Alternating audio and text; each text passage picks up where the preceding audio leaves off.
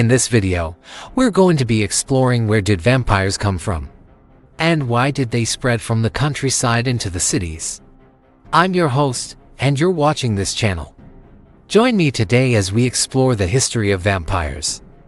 What comes to your mind when you hear the word vampire?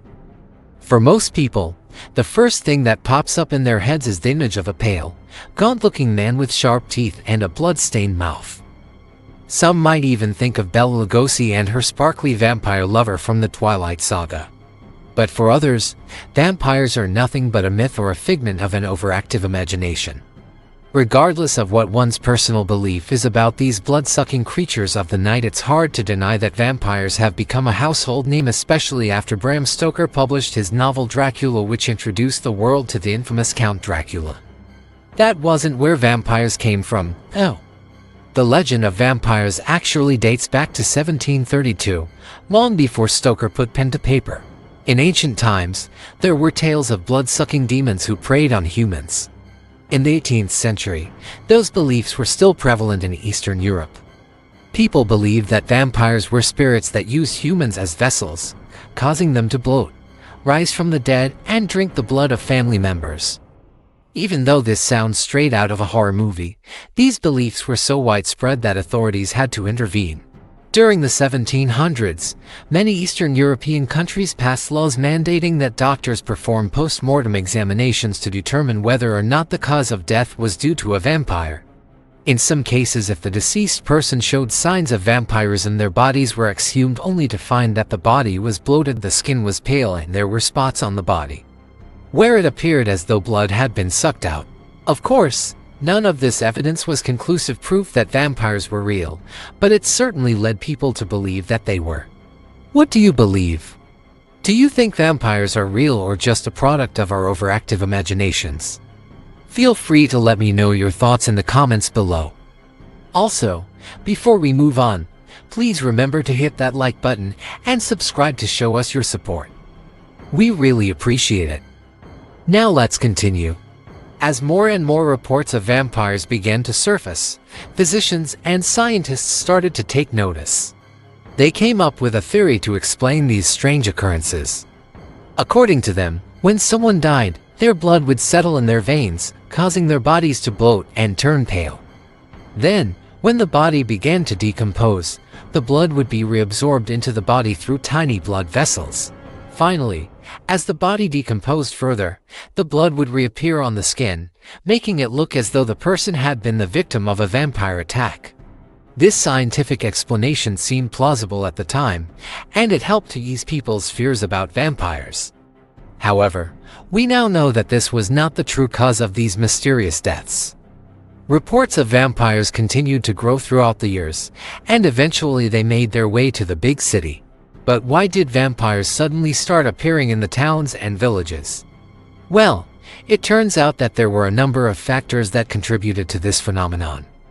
One of the main reasons was that people in rural areas were more likely to believe in superstitions and folklore than those living in cities. This was because they were often isolated and had limited access to education and information. As a result, they were more likely to believe in things like vampires, which could explain why there were so many reports of them coming from rural areas. Another factor was that rural areas were often more densely populated, which meant that there were more opportunities for the spread of rumors and misinformation. When someone died under mysterious circumstances, it didn't take long for rumors to spread that they'd been the victim of a vampire attack. This could have been due to a lack of understanding about the medical causes of death, or simply because people were afraid of vampires. Finally, rural areas were often poorer than cities, and poverty can make people more vulnerable to superstition and exploitation. When someone claimed that they were being persecuted by a vampire, it was often difficult for people to resist the urge to believe them. After all, it's always easier to blame a supernatural creature than to accept the harsh reality of their situation. But why did these country bumpkins suddenly start heading to the cities?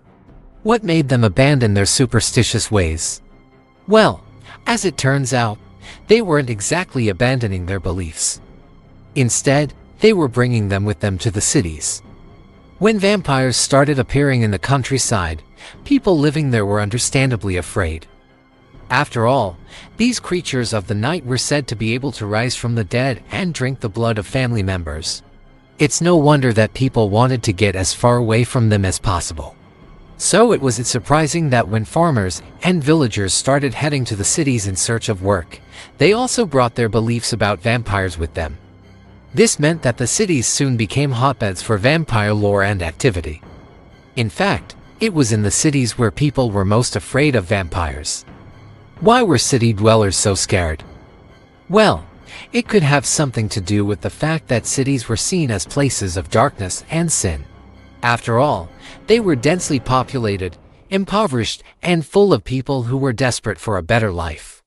In short, they were the perfect place for vampires to thrive. But that wasn't the only reason why city dwellers were so afraid of vampires. Another factor was that cities were home to a large number of foreigners and immigrants, and this led to a lot of fear and prejudice. Many people believed that vampires were brought to the cities by immigrants who had come from countries where such beliefs were common. This led to a lot of discrimination against immigrants, as well as a general fear of outsiders.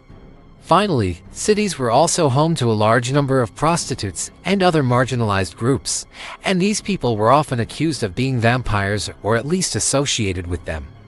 This was because they were seen as being outside the bounds of society and therefore more susceptible to the influence of the devil. It's no wonder that as the cities became more and more populated, the fear of vampires grew along with them. There were a lot of rumors circulating around this time period, and people weren't sure of who to believe. Some people even claimed that they'd seen vampires with their own eyes, while others insisted that they were nothing more than a figment of an overactive imagination. One of the most famous cases of a vampire sighting in a city occurred in 1746 when a young woman named Mary Shelley awoke in the middle of the night to find her lover, Lord Byron, draining her blood with his fangs.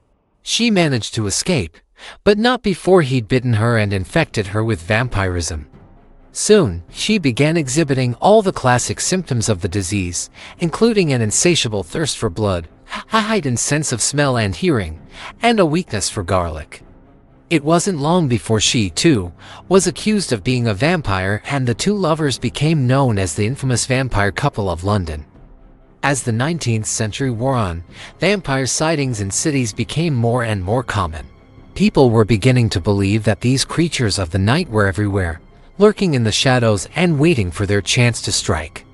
It seemed as though there was no escape from the terror of vampires. So how did this fear affect the way people lived their lives? To find out, stay tuned for part 2 of our series, where we'll explore the impact that vampires had on society. See you then!